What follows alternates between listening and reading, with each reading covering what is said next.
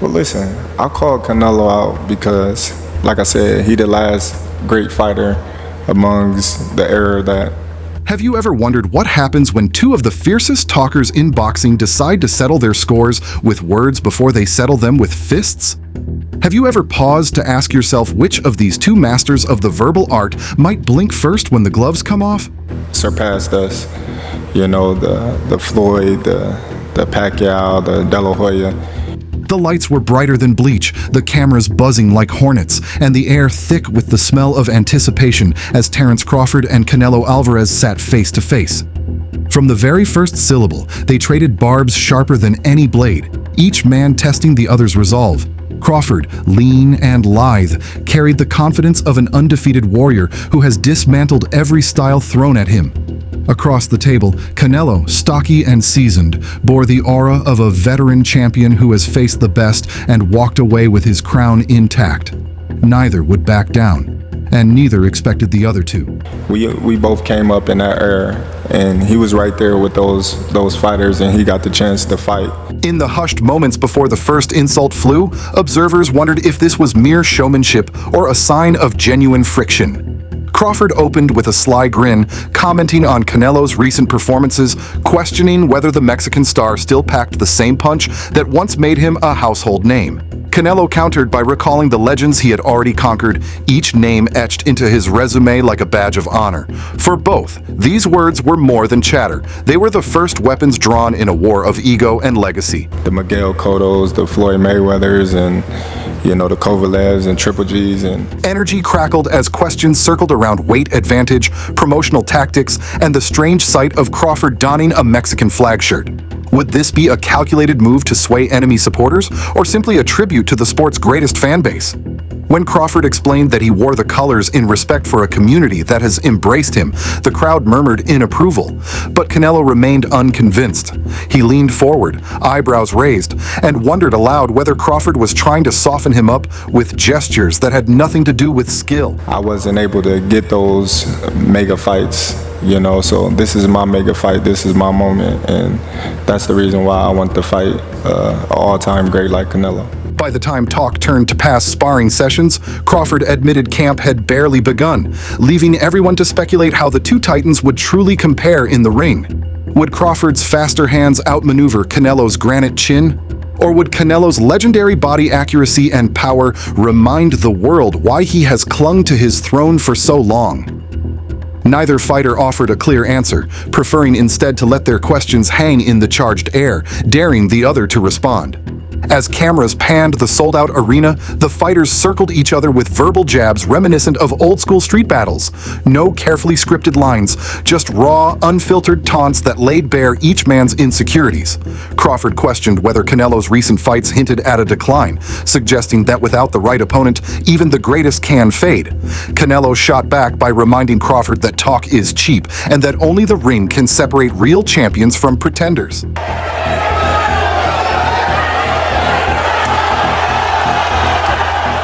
The tension reached fever pitch when name after name from boxing lore was invoked.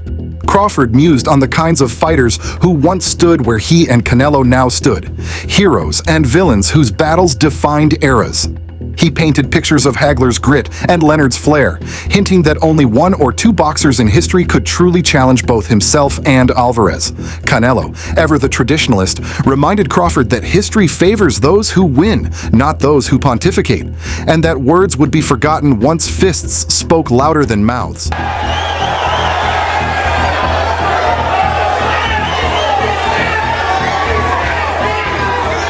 Questions about stylistic similarities with past opponents kept the crowd enthralled. Did Crawford see glimpses of Canelo's footwork in the fighters he'd already dispatched? Did Canelo perceive Crawford's signature switch hitting in the way Muhammad Ali had once toyed with opponents? Rather than supply direct answers, both men circled these ideas like prize fighters toying with a punching bag, each punch a promise of greater power, yet unrevealed.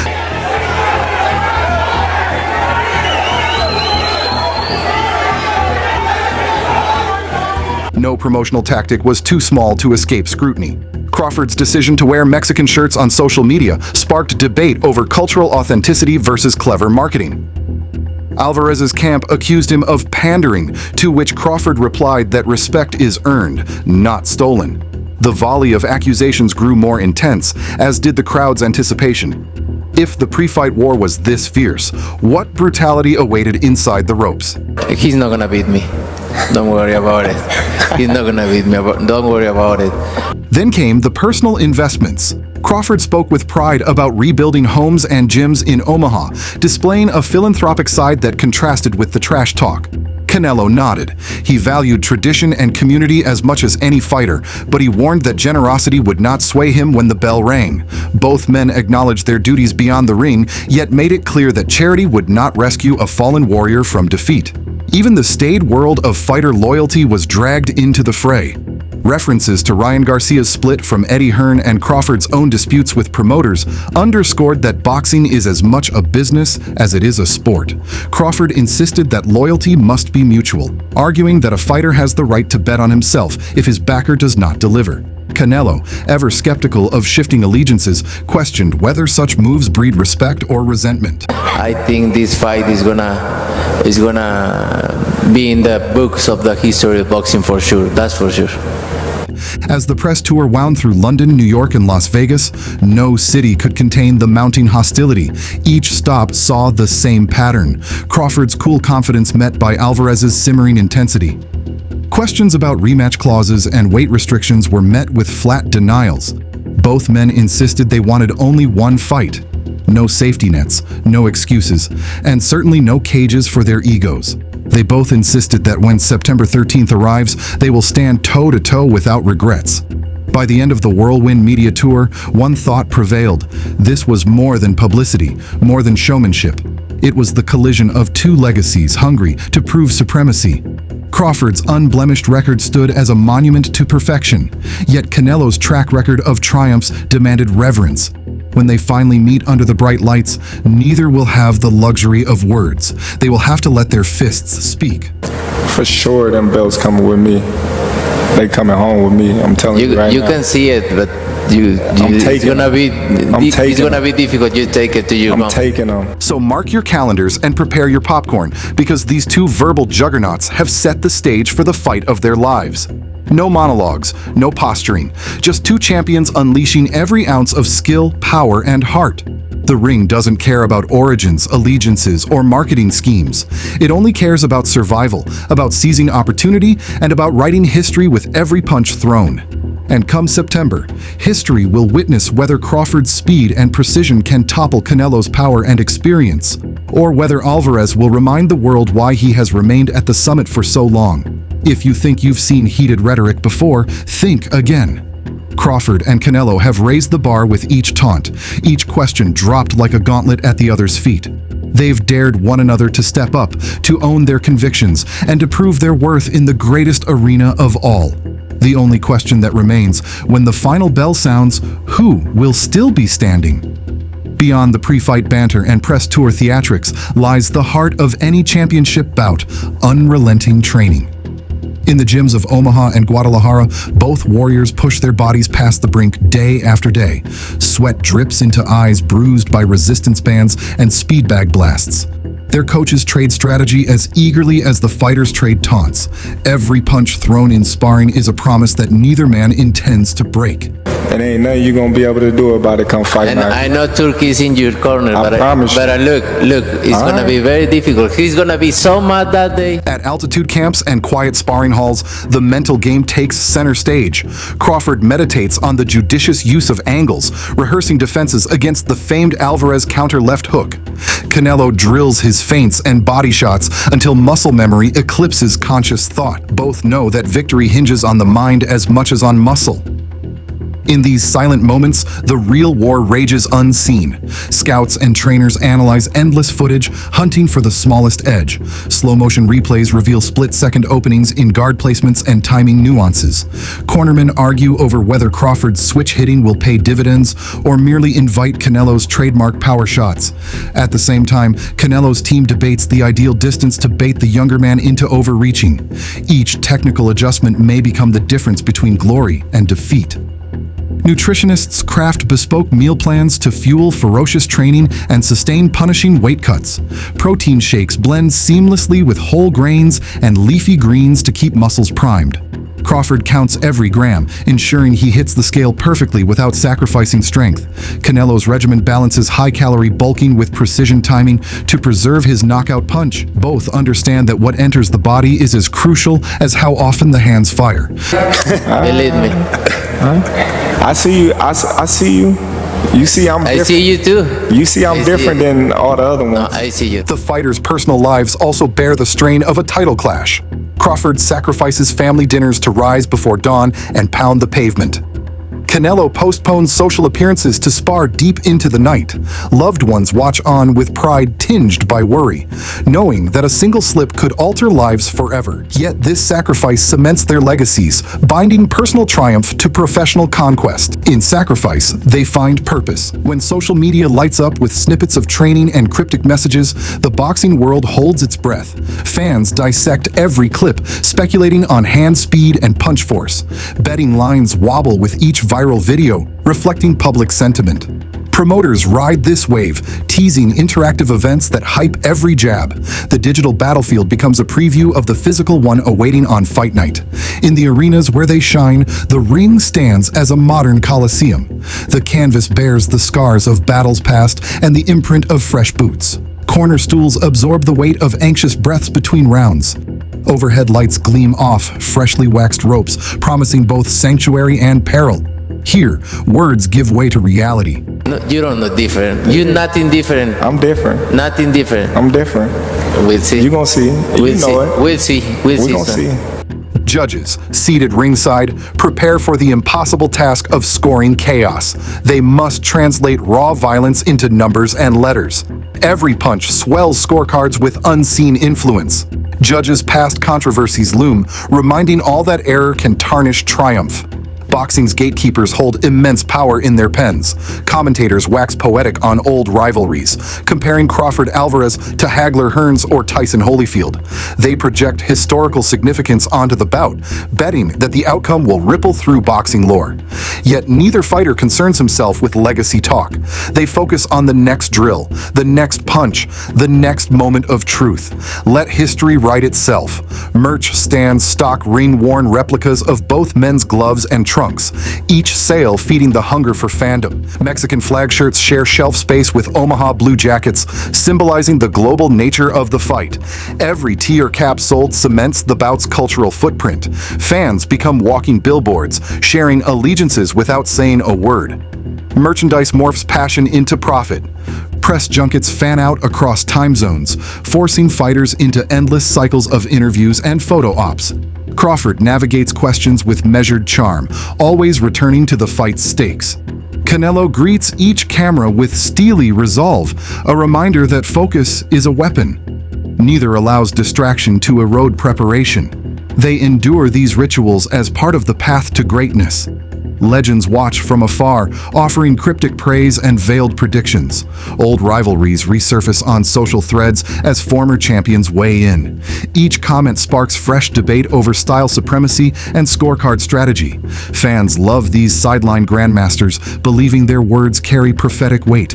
In their echoes, the fight grows larger than the men alone. When you say, I want Canelo, is there anybody in the camp that would say, you're not ready for this? That's a big boy. He's strong. That's a conversation. Bookmakers adjust odds with every development.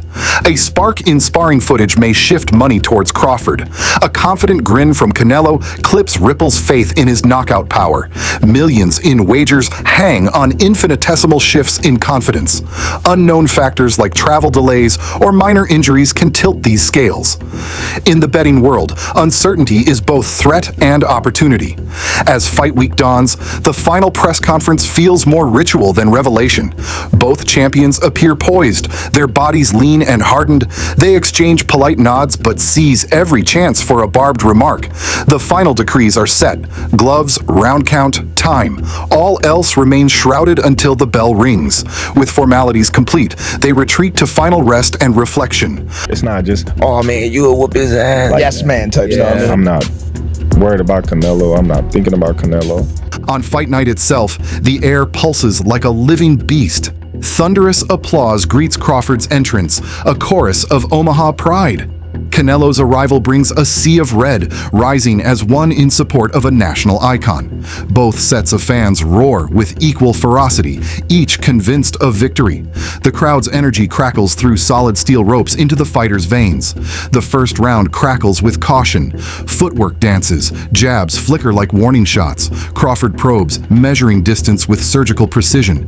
Canelo counters, stalking spaces with predatory intent. Neither lands a decisive blow, but the tension deepens like violin strings tightening before a crescendo. By round 3, strategy crystallizes. Crawford's speed becomes a blur, punctuated by rapid-fire combinations. Canelo absorbs and responds with pinpoint counters to the body. Each punch becomes a statement. This is my range, or this where I hurt you. They converse in leather and sweat, each exchange forging the fight's narrative. I'm just focused on Israel Majimov. In a small way, is this a stepping stone to your dream fight? I don't look at fights as stepping stones. It's about now. Mid-fight adjustments reveal championship mettle. Cornermen shout over the roar, urging feints or shifts in guard. Crawford slips a left hook, then drills a 1-2 upstairs. Canelo pivots out, lands a solid hook to the ribs that rattles his opponent. The silent exchange between corner and fighter transforms strategy into action in real time. In the championship rounds, endurance becomes king. Crawford's legs burn from relentless motion, yet he refuses to slow. Canelo's lungs scream as he barrels forward, determined to prove that power wins wars. Each man paints headlines with every teardrop of exertion. The later rounds test heart as much as skill, and neither heart flinches. When the final bell tolls, fists lower but neither stance wavers. They share a moment of mutual respect, born from shared sacrifice. Each knows the other survived a crucible of iron will. The ring falls silent, awaiting the reveal that decides fortunes. As judges deliver their verdict, the world holds its breath. A split decision or unanimous verdict will birth new legends or cement old ones. Fans erupt or hush, depending on that final tally. Whatever the outcome, both names etch deeper into boxing's tapestry. Maybe he's a little overrated. Terence Crawford versus Canelo Alvarez at 168 pounds. Afterglow interviews shift tone from aggression to reflection. Crawford laments missed opportunities or celebrates flawless execution. Canelo praises grit and promises to return stronger if needed. Their words remain measured, no flourish of empty bravado. In defeat or victory, dignity endures. The post-fight scene extends beyond the ropes.